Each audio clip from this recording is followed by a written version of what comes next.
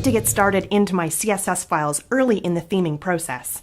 This is probably because I love rules and structure though, and people who know me probably will get a bit of a giggle out of the fact that I put this into my theming process. As part of this lesson, what we're going to do is create a series of CSS files that are based on our style guide, and we'll actually get in there and develop our class names, our rules, and our properties in CSS, even though we haven't started our theme technically. Are you ready? Let's get started with those rules and theming processes. In lesson 4, we created a style guide which was broken down essentially into 3 main parts. These 3 parts are from the SMACS convention, which is Scalable and Modular Architecture for CSS, which was a system invented by Jonathan Snook. And the categories that we had were the base rules, the layout rules, and what we're going to call component rules because of the naming conflict with the Drupal keyword module. So this is where I'm getting my rules from, and the next thing that I want to do is get those rules into CSS as soon as possible, and it's essentially pseudocode at this point because it's not hooked up to anything, but it's time for our next major decision. And that major decision is to use a grid system. So the grid system that we're going to be using is 960GS. This is an older grid system.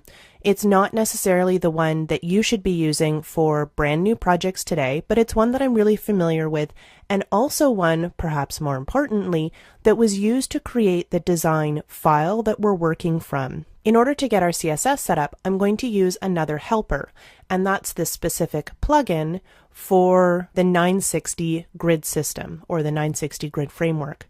This is a gem file that's going to allow us to create a series of directories that are specific to what we want to create for our Drupal theme. The first thing that we need to do is actually install this gem file, and if you're not familiar with Sass and Compass, you'll definitely want to go back and watch Addie and Kyle's videos on creating Sass and Compass files. Now in the actual downloaded kit, I'm going to have a rendered CSS file as well, so you don't need to go through this step if you don't want to, but I encourage you to hop on this bandwagon. It will save you a ton of time in the long run. So over in our command line, the first thing that I need to do is actually go ahead and install this plugin. And what the plugin allows us to do is set up the CSS infrastructure, the files, the infrastructure that we'll need for our Drupal theme. So I'm going to go ahead and type in sudo gem install, and then the name of the plugin, which is Compass 960 plugin. Your installation may look a little bit different. I have previously installed this plugin, so it may get some extra downloads when you install yours, but it should be that quick and simple if you're already set up with the necessary Ruby files. So now that we've got this plugin installed, the next thing we need to do is actually generate our stub files. And this command has a lot of parts to it, so let's go ahead and issue it now. We're going to do compass create, that's the first part. Then we're going to put in our actual directory name that we want to use for our project, which in this case is domicile. And then we want to tell it to use the specific plugin that we've just downloaded. So in this case, we're going to put in using -- using and then 960. We want to make sure that the Ruby file includes the required plugin. In this case, it's going to be 960 spelled out, so -r and then space 960. And I want to use some pretty specific directory names, so that's the next piece of what I'm going to be typing in. I'm going to have a CSS directory of CSS, so --CSS-dir for directory, and then in single quotes, CSS. The next item that I want to put in is the Sass directory, so again, --Sass-dir space, and then SCSS. Some people use Sass here instead. Absolutely up to you. I've chosen to use SCSS in part because that's what I'm using on another project right now, but again, that can be whatever you'd like. And then finally, our JavaScript directory. We don't have any JavaScript files in this particular project, but you may have some of your own, and this is how you would add a custom directory name for JavaScript. So again, starting off with that double dash, and then JavaScript dash dir, and then in single quotes JS. When you've got all that written up, it should look like compass create domicile dash dash using 960 with the digits dash r 960 with the letters dash dash css dash dir, and then css, your Sass directory dash dash sass dash dir, scss, and finally your JavaScript directory dash dash javascript dash dir, and then in quotes JS, and press enter. And there we can see we've created our directories.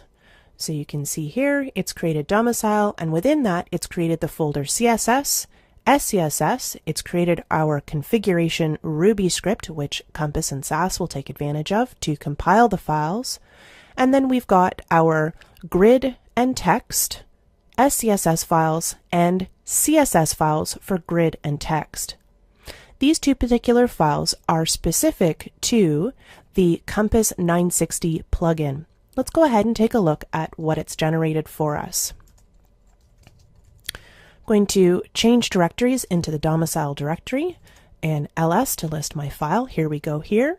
Taking a look at the configuration file using less, and then the file name config.rb.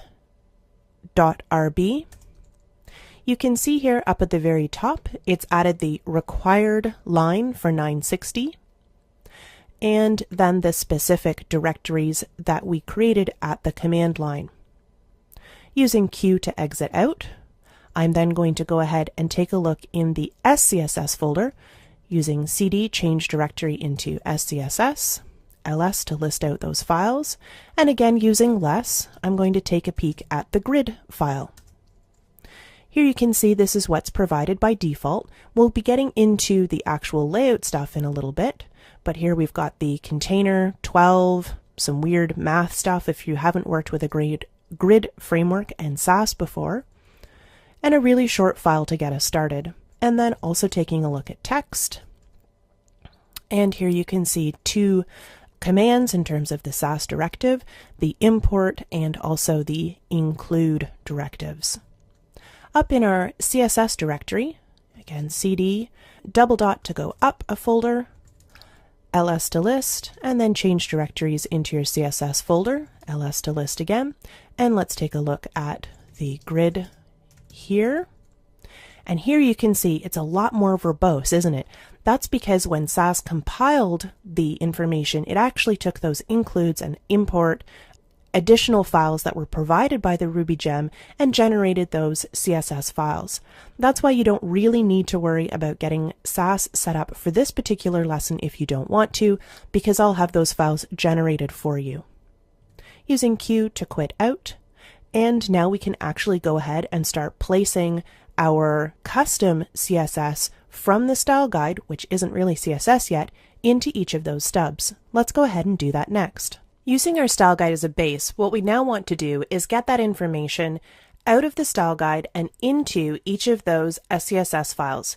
Again, this is in part because I really like to impose that structure early on in the theming process so that when I turn on the theme for the first time, there's hopefully a bit of magic and that I can see some of my work right off the bat. We're going to leave the layout rules for the next lesson, so the first thing that we're going to start on is the base rules. If you haven't worked with Sass and Compass before, this structure may seem a little bit new to you. Again, though, you don't need to do it this way if you don't want to, as the CSS files are compiled in the downloadable resources. So the first thing we need to do is we need to set up our styles.scss file and import in each of the individual partials that we're going to be working with. We're going to have both the base and the initialization rules as part of this lesson. So here we go. Over on the init.css file, we can see each of the variables that we've defined from our style guide. These are the colors that we wanted to be able to reuse. Going over to our style guide.txt, here you can see here on the base rules, these were the different colors that we wanted to be able to use over and over again.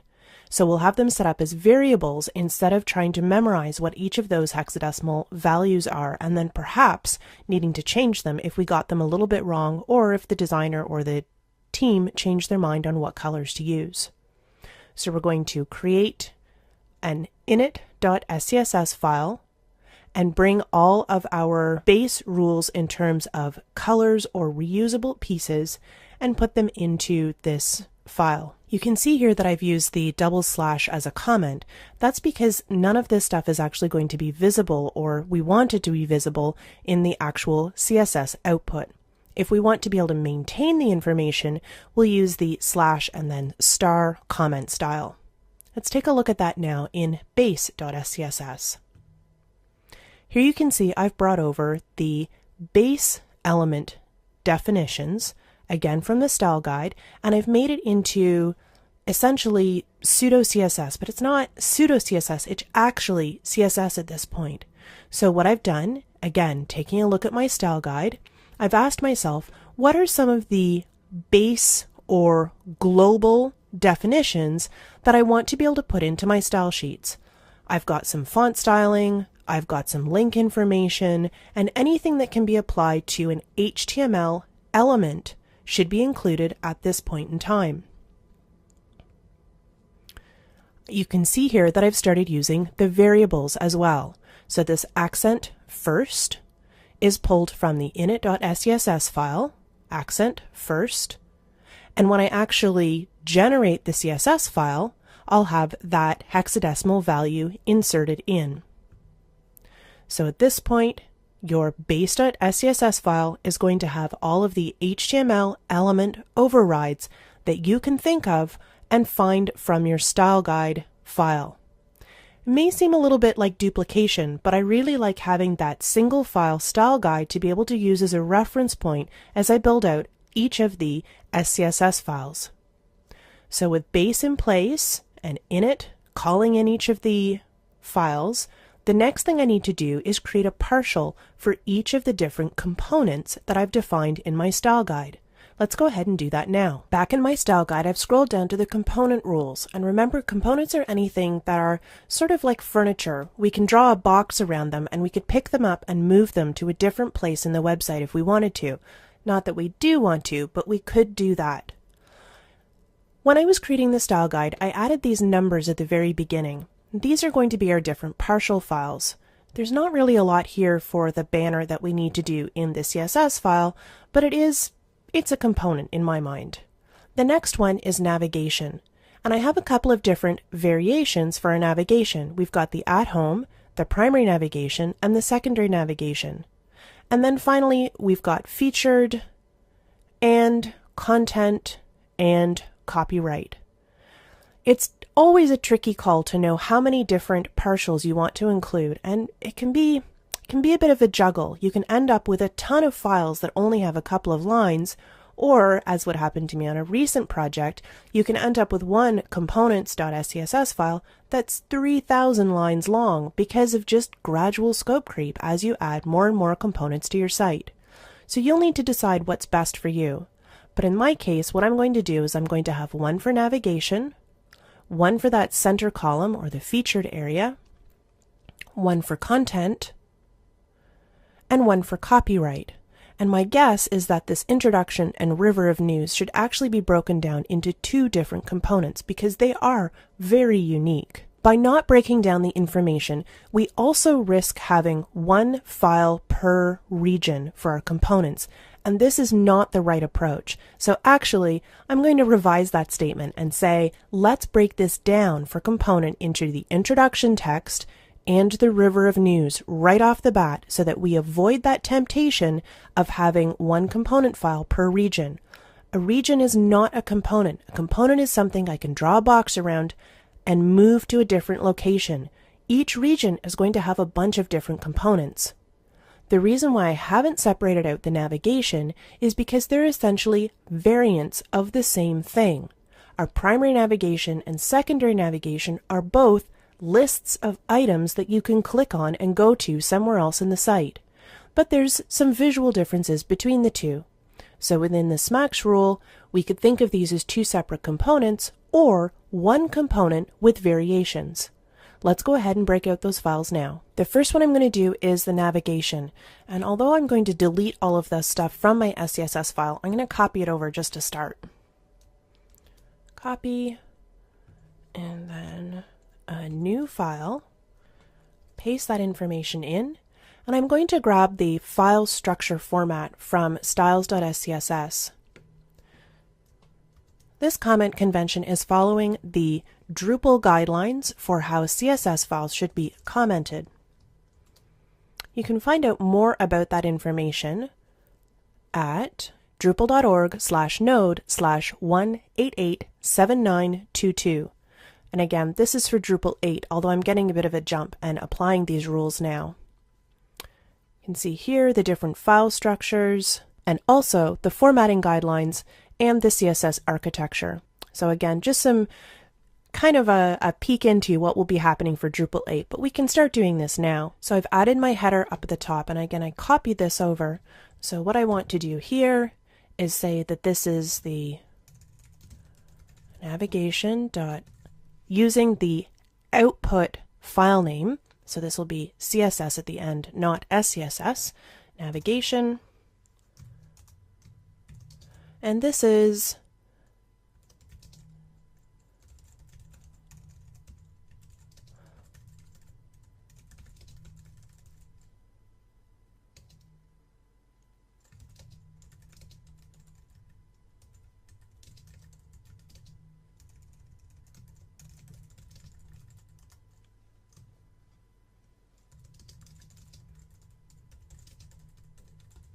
these are the components describing navigation and their variants, often appearing in the leftmost sidebar. And now I've got my notes from the actual style guide. So the first thing I need to do are set up my CSS selectors. So these are all going to be in the navigation area.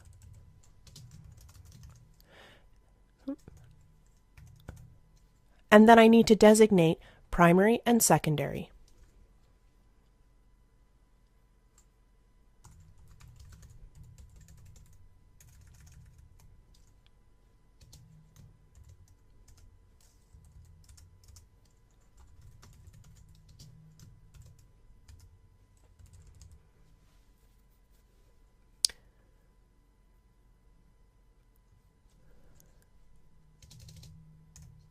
Within the primary navigation, I know that my color is going to be greenish, so let's add that in now.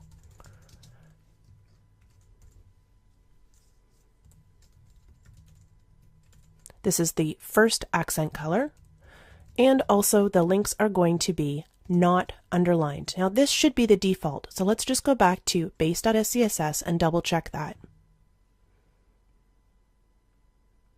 Here we can see that indeed the text decoration, there should be no underline by default, so I don't need to add that in. Technically, I don't need to add this accent first color as well because this is the default color for links. And for our secondary, I want to add in the fact that the color is the second accent.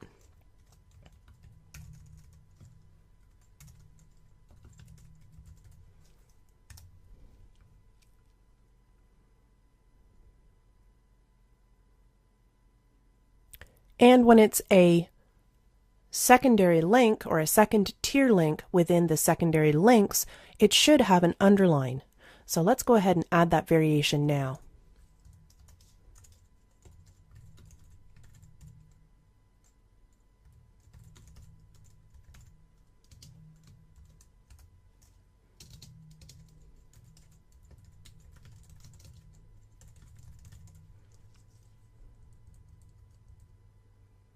So now I've got in my two different primary and secondary navigation variations, and I'm going to delete out these comments from the style guide.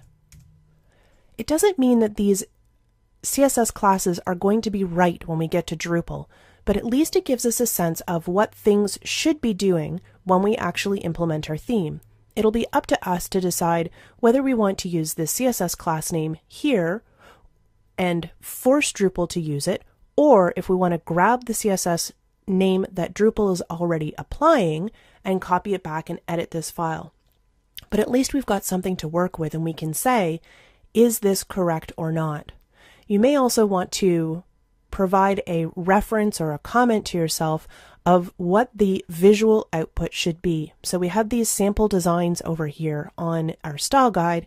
You may want to copy that reference information over into your SCSS files, or you may want to sort of shift back and forth between your style guide and the SCSS files. Once each of your components are complete, you need to decide how you actually want them to be included in your CSS files.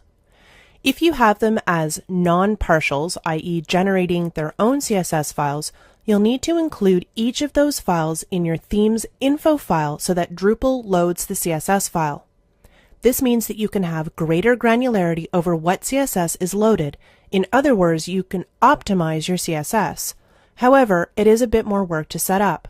So either go ahead and use partials, which is the underscore method, or include the file name without that underscore and have it loaded automatically within Compass, but manually within Drupal.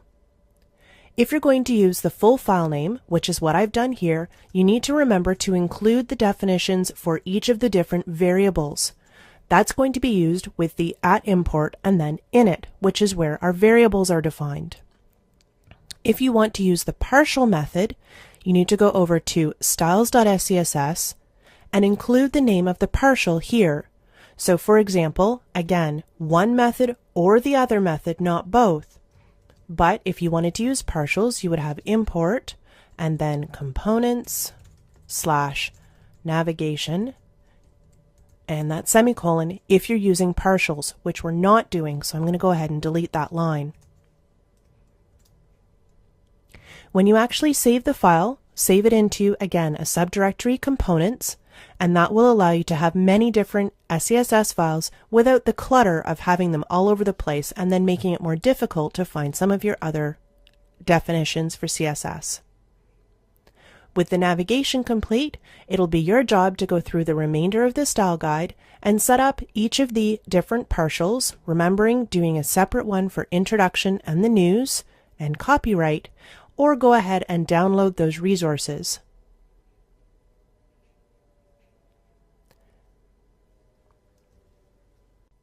The advantage of breaking down this SCSS information now is that we can test to make sure that it works as we're going along, instead of fighting both with Drupal and our SCSS files later on. Over in the command line, let's go ahead and issue out the Compass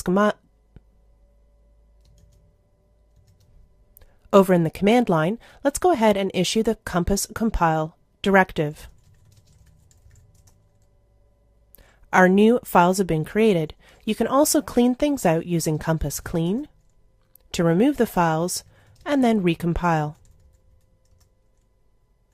You can see here that the navigation CSS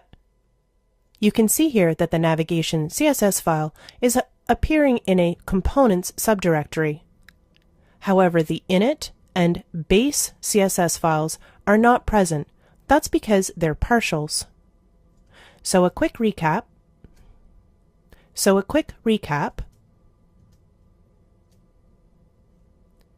Using our style guide, we went ahead and set up our SCSS files for approximately following the Drupal 8 coding standards for CSS. We created styles.scss with the import of the partials init and base. Init contains all of our variables. Base contains all of our HTML element overrides. And then we started creating individual files for the different components on our site. I showed you how I made navigation, and it's your job to go through and make each of the different components for the other things isolated in the style guide. If you're using partials, you need to remember to include those components on your styles.scss file. However, if you're using a full file name, i.e. no underscore and no partial, don't forget to pull in your variables with an @import init at the beginning of each of your individual components.